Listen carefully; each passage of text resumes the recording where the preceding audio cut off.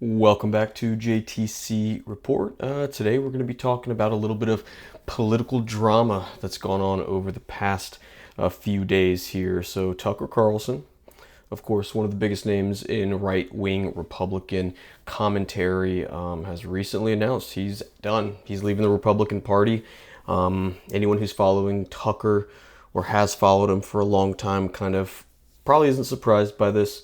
He's been speaking out a lot against the Trump administration as well as some of the choices that have been made in recent times. A lot of reasons that he's leaving the Republican Party and kind of breaking apart with the party that he's been loyal to for decades. So we'll hear it straight from him first, and then we'll kind of talk about the reasons that I think this is happening and kind of what the future looks like. So let's hear it right from the man himself.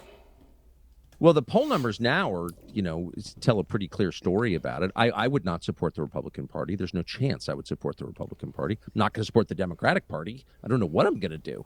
But at this point, how could I or any American voter support a political party that's not loyal to the United States, that puts the interests of a foreign country above those of its own citizens? It's not possible to vote for people like that, and I'm not going to. And I think I voted Republican my entire life. I worked at Fox News, CNN, right, MSNBC. I've been a consistent defender for 35 years of the Republican Party. I mean, very consistent defender. But there's no defending this because it's immoral, and it's exactly the opposite of what a political party in a democracy is charged with doing, which is representing its own voters, its own citizens, its own nation. And they're not doing that. So, no, I'm out. And if I'm out, then I think a lot of other people are out. Well, I mean, yeah, there you have it. Tucker Carlson leaving the Republican Party. So, again, let's kind of talk about the reasons for this. I do think that he's speaking for a lot of people, especially younger people who identify as Republicans with this sentiment. I think there's really three big reasons for this.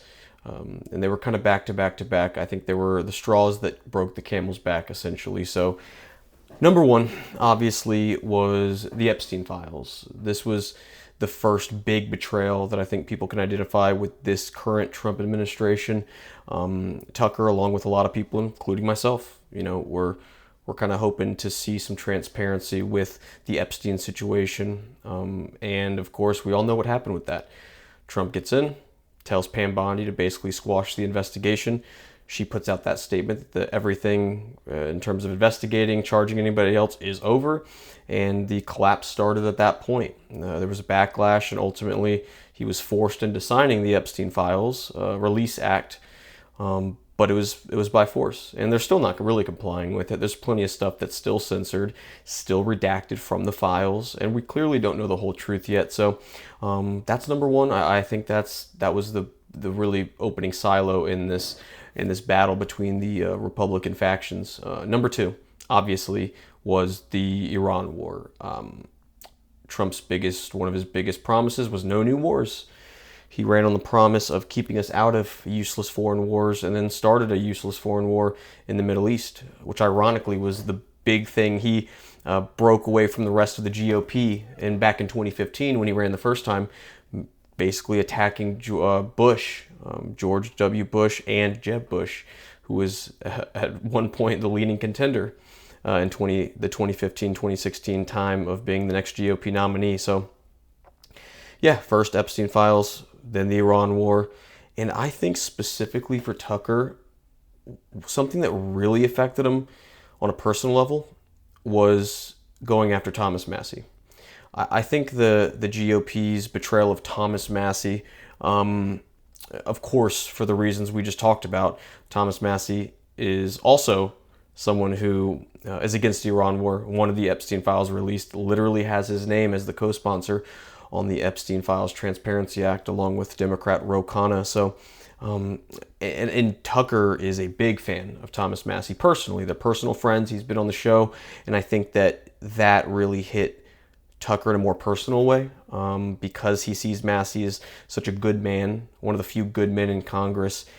And I think that's really it. I think that even Tucker, who's been very measured in his conversations about Donald Trump, taking time every time he's asked about Trump to say, oh, I'll always like Trump. I like Trump. I love Trump. He still says it even after these betrayals.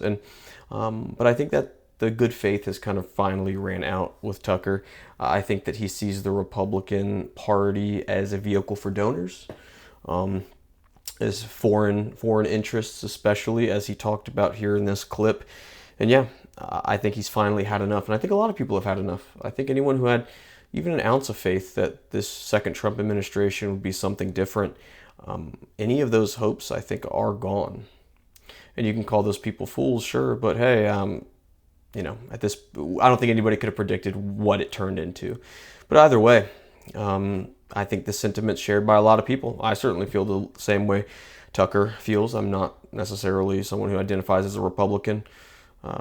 Never really have. But a lot of what he said, I do resonate with. So yeah, it'll be interesting to see what this causes. There's already been this divide in the Republican Party, and it's going to keep widening, and these two factions are going to get more and more heated in their disagreements. So let's kind of grab one of the reactions from someone on the other side of the Republican divide, Mr. Ted Cruz. This is going to be a flavor of some of the attacks we're going to see against Tucker. So this has been obvious for some time, Cruz says. Tucker Carlson hates Trump, Republicans, Israel, Christian Zionists, and you. Tucker loves Qatar, the Ayatollah, anti-Semite crackpots, shirtless Putin, and Sharia law. Yeah, it's a little unhinged, but that's a flavor of what we're going to see coming from the more neoconservative side of the GOP divide. It's going to get intense. It's going to be a wild ride, and if I had to pick between these two sides, again, I don't consider myself a Republican, but if I had to root for one side, I think it would be Tucker's. So we'll see what happens. We'll keep following it. No doubt there will be more developments, and you know where to find me. So stay out there, stay safe, and keep in touch. Thank you.